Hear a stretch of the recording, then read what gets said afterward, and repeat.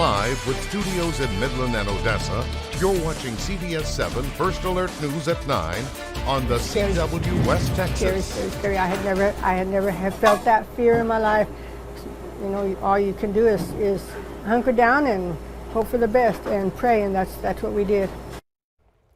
The people of Sanderson are still picking up the pieces of their community after Sunday's tornado caused injuries to nearly a dozen people and damaged over 20 properties throughout the city. Thanks for joining us for CBS7 News on the CW, and thanks for joining us live on the CBS7 YouTube. I'm Mary Kate Hamilton. Despite residents in the town of Sanderson still recovering from their losses, the damage that tornado caused is not damaging West Texans' generosity. Within hours of the storm moving past Sanderson and off to the mountains, the people of Sanderson made sure no neighbor was left behind. One Border Patrol agent was seriously injured when the tornado hit his home. He was airlifted to Odessa for treatment. Meanwhile, Thaddeus Cleveland, the sheriff there, and everyone else in Sanderson was working together to rebuild and move past Sunday's tornado. I live 2 blocks away, and by the time I got here, there were already people here before I had gotten here. Within 5 minutes, guys in trucks were pulling up with plywood and lumber and securing the building, and that's everywhere, all over town. I mean, people are just out helping each other, feeding each other. Next week, June 11th, marks 59 years since the Sanderson flood that took the lives of 20 people. Some people still remember that flood today and are grateful the tornadoes sweeping homes away didn't take any lives like the 1965 flood. A group of local churches in far west Texas came together to help the people affected by the tornado by feeding them. 352 people were served a hot meal for free today, from the people who had storm damage to the first responders and repairmen that immediately went to Sanderson to help out. We feel for them because we were very lucky, and unfortunately there were that bunch of people that were affected very seriously. So we're more than happy to help. We wish we could help with the cleanup, but somebody has to feed the cleanup crew, so we're very grateful that we are able to do this. The Terrell County Sheriff's Department donated money to help them keep making food for the Sanderson community, and other ranchers are catering meals as well. Earlier today, a disaster declaration was issued for the city of Midland and Midland County. This is in response to the severe storms that hit the area last week. The declaration allows Midland County to receive assistance from the state. It also allows residents and local businesses to apply for aid from FEMA. Last Thursday, there were 3 confirmed tornadoes in the Midland area with winds reaching 140 miles per hour. The storms also brought damaging hail and flooding. And what a difference a couple of days can make. Now it is hot and it is dry. Let's check in with Chief Meteorologist Tom Tieferteller. Tom? Yes, we are looking at very hot conditions out there across the area today. Taking a look at those high temperatures. They were up into triple-digit territory, all the way up to 103 out at the Midland International Air and Spaceport, city of Midland. 104 in Odessa and Big Spring, and down towards Pecos and Fort Stockton. 103 in Presidio. The hot spot was down towards Rio Grande Village, 113 degrees, but hot enough in Terrell County. 108 recorded in Dryden, so terrible heat to deal with on those recovery efforts in and around Sanderson.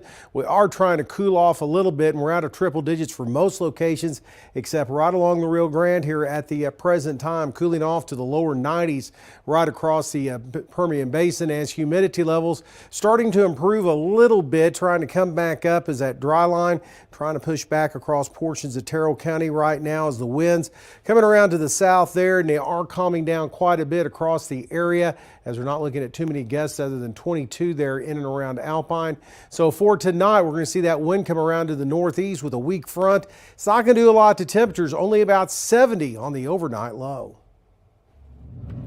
President Biden addressed one of his most pressing political liabilities, the migrant crisis, ahead of the November election. Biden unveiled some sweeping changes to the decades-old asylum system. The rate of illegal crossings has fallen from its peak this past winter, but it remains historically high. Our Washington News correspondent John Decker reports. Joined by members of Congress and mayors from border cities, President Biden signed an executive order that will limit asylum requests from migrants at the U.S.-Mexico border. Today, I'm announcing actions to bar migrants who cross our southern border unlawfully from receiving asylum. Migrants will be restricted from receiving asylum at our southern border unless they seek it after entering through an established lawful process. Under the executive order, the new policy for asylum requests is set to take effect at midnight tonight. Congressional Republicans were not impressed with the president's action, arguing that his executive order is too little, too late. He's waited until today to actually do what he calls effective action to secure the border. And my question to him is, why did you wait until now if you were serious about doing it? The simple answer is he's not serious about securing the border. But the White House pointing out that congressional Republicans, at the urging of Donald Trump, killed efforts to pass bipartisan border legislation earlier this year. Still, the executive order has also rankled some Democrats, including several members of the Congressional Hispanic Caucus. They're upset at the president's decision to tighten restrictions for those seeking asylum. For those who say the steps I've taken are too strict, I say to you that be patient. And goodwill of American people are wearing thin right now. Doing nothing is not an option. The president, in his prepared remarks, said the border is not a political issue to be weaponized, a veiled reference to Donald Trump. But this action by the president comes with just 5 months until Election Day, and at a time when border security is a top issue for a significant percentage of American voters. At the White House for Local News Live, I'm John Decker. People all across the nation are reacting to President Biden's latest move, including local lawmakers. Some lawmakers are questioning the Biden administration's decision. Representative August Pfluger said in a statement, quote, "I have pushed the president to secure the border for 3.5 years. What changed? This is nothing more than an election year Hail Mary. We deserve a commander-in-chief who puts the safety of U.S. citizens first," end quote. Senator Ted Cruz also responded, saying in part, quote, "Unfortunately, this is too little too late. The executive order will still allow thousands of illegal aliens to come across the border per day. That's absurd, and the American people won't buy it," end quote. Congressman Tony Gonzalez responding, he says it's all part of an election campaign and could have happened sooner, saying in part, quote, "No executive order was signed into law to mitigate the influx of migrants who flooded into Eagle Pass in December, when our border communities needed help the most. This administration left us out to dry," end quote. Yesterday, the Midland Development Corporation and the YMCA in Midland came to a promotional agreement for additional funding for the new location. The agreement means that in the next 3 years, the MDC will make 3 payments towards the YMCA for their new location in Midland, and in return, the YMCA will advertise and promote the city of Midland. The MDC will send over $500,000 to the YMCA in Midland. A couple of weeks ago, they broke ground at the new location off of Mockingbird Lane and Avalon Drive. When the MDC was looking for investment projects, workforce and childcare availability were priorities. They believe this agreement is a win-win. Something that larger employers and smaller employers talk to us about consistently is the need for childcare and after-school care, because that helps them recruit employees, it helps them retain employees. The CEO of the YMCA Midland sent CBS7 a statement saying, quote, "We are honored to have MDC invest in the YMCA's expansion of programs and services, which significantly contributes to the economic growth of our community. Community service organizations like the YMCA promote Midland as an attractive place to work, live, and play," end quote. She also goes on to mention that they expect to have all funds raised by September 2024 for the expansion project. This morning, MISD broke ground on the $53.3 million elementary school that was approved in the 2023 bond. The 2023 bond also includes updates projects for new middle schools and 2 new high schools. But this is the first to be set in motion. The new school is set to be 92,000 square feet and will be home to 830 students. During the first year, the school will teach kids from pre-K to 6th grade. After that, the school will change to pre-K through 5th grade. The first year, it's going to be a lot of learning. We are going to really just dive in and get to know who our students are, who our staff members are, who our community members are, and really get them involved in our campus. Because to me, we cannot be a successful campus without that parent and community involvement. The school is set to finish by the fall of 2025. Updates on bond progress can be found at the Midland ISD website. Yesterday, Buckner, a nonprofit organization, launched the Midland Community Shoe Drive as part of their Shoes for Orphan Souls initiative. The shoe drive lasts throughout the entire month of June. Buckner Shoes for Orphan Souls has been gathering donated shoes since 1999, collecting nearly 5 million pairs for those in need. Some shoe drives are done for international communities in need, but this month's drive will stay right here in West Texas. A simple shoe can really make a huge difference. Shoes open the door for health, for education, they inspire confidence, and they allow people access to things they may not otherwise have access to. Life is expensive, so walking out the door with a brand new pair of shoes for the parents and also the children, it goes a long way. They are accepting all sizes and colors to meet the diverse needs of the community. All they ask is that the shoes and socks are new. For information on how to donate, you can go to our website, CBS7.com.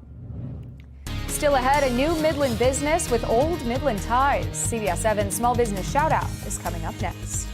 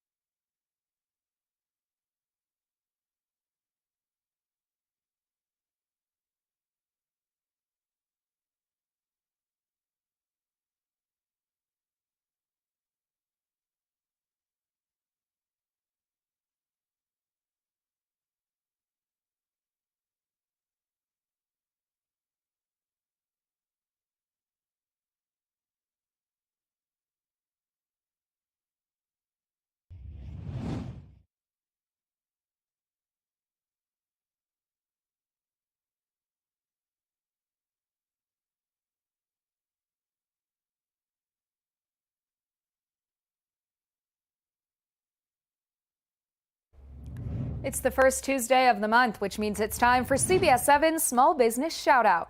A Midland police officer is opening up a new business with his family, and it'll open soon. Allow me to introduce you to Goodnight Spirits. What do you think about opening a liquor store? And I was like, yes. Soon, these empty shelves may be your new favorite local liquor store.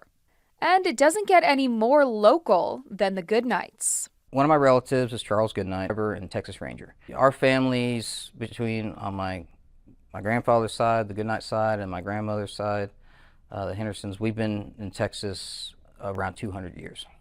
Piper and Keenan Goodnight want Goodnight Spirits to be an homage to not only their family history, but to West Texas culture and history. We want, the history of Charles Goodnight and the background of that, but also the background of just West Texas. And we wanted a very unique liquor store experience. We don't want it to be like every other liquor store. We want to make it very unique in the fact that it is paying homage to our name, but also it's West Texas. I mean, we're a very unique place. We're very lucky to have that. We're kind of isolated from the rest of the world, and we keep the world running out here. A father of 4 and an active duty police officer, Keenan Goodnight isn't leaving behind his day job with the Midland Police Department. But juggling the two passions is nothing he can't handle. But I'm not alone. A lot of the police officers I work with, I mean, we're hustlers. We 60, 70, 80 hours a week sometimes. They're all go-getters, just like everybody else in Midland. Everybody here, they're really good hard workers. So it's going to be interesting, but it's something that we can handle. By the end of June, the Goodnights hope to be your friendly neighborhood liquor store. Our image for this place is it to be just, your local place to go. It's clean, great customer service, great prices. And don't worry, collectors, they'll have something for you. Goodnight Spirits aims to open their doors at the end of the month. For more information on location and more, go to our website, CBS7.com. Don't forget to send me your favorite local businesses. We're featuring one every month on CBS7 Small Business Shoutout. And it does look like we're going to see more heat in our forecast, maybe not to the degree that we saw today. We'll talk more about that in this week cool front coming up next.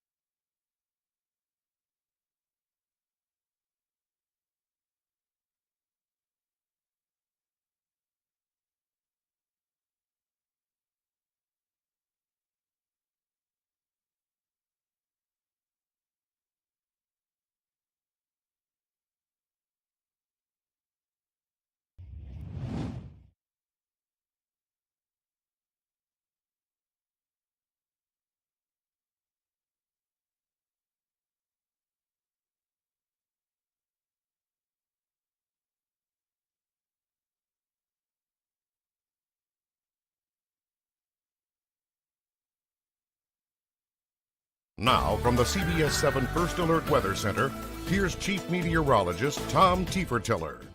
Well, let's take a look at those current temperatures. If you've been outside, you know it's still hot out there. After triple digits today, we're currently into the 90s. This has really been the big story. Still 103, lower elevations of Big Bend National Park. If you're heading down to the park, again, take all the precautions they give you down there and stack up on water because it is extremely hot in the afternoon, especially in those lower elevations of the park. Here's the reason why: high pressure and control of the weather.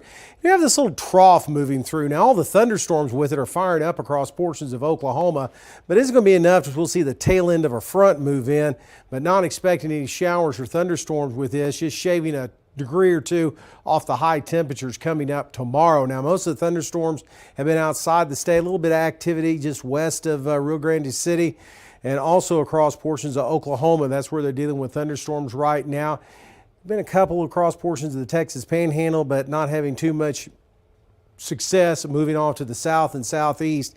We do have that dry line setting up across the eastern Permian Basin into the lower Trans-Pecos. A little bit of a westward movement on that, so maybe an increase in humidity levels a little bit overnight tonight before that front starts to sweep down with a northeast wind, and that will help us on temperatures just a hint tomorrow. Temperatures across the state right now still hanging on to triple digits. In Del Rio is up to 102 in San Antonio, and down in deep South Texas starting to get some relief.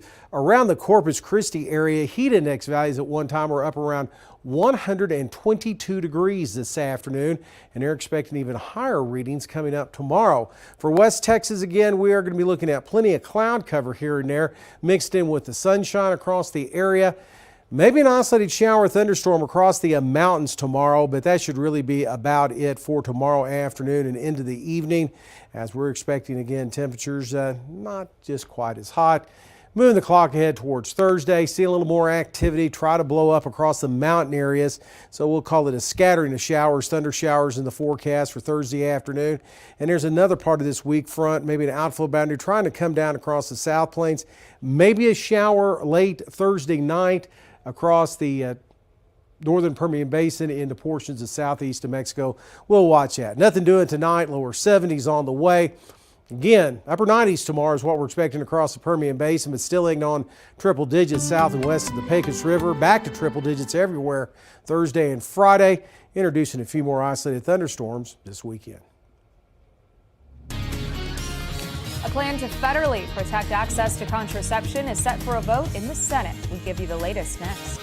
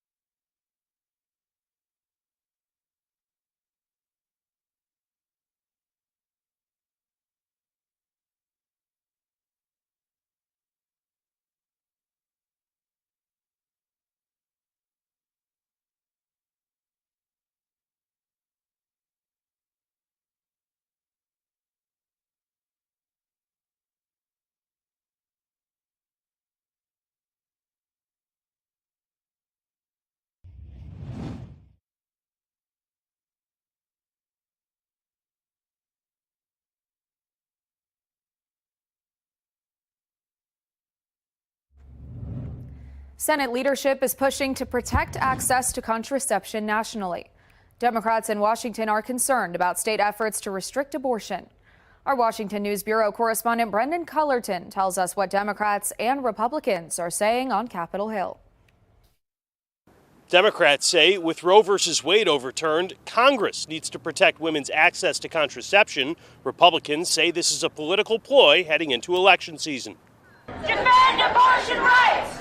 As several conservative states restrict access to abortion, Democrats in Washington say they need to step in and protect reproductive rights. Clinics are boarded up.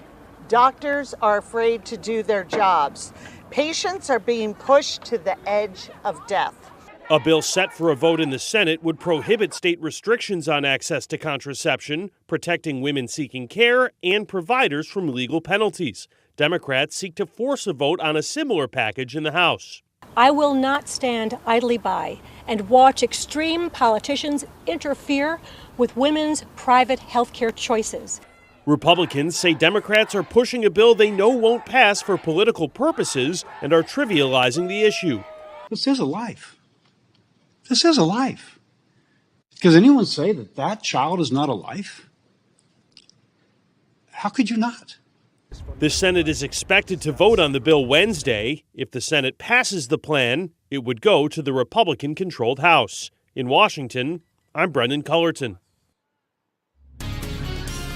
Still ahead, the one time you'll actually want to give a bear all your snacks is when you're at a picnic with them. We'll explain up next.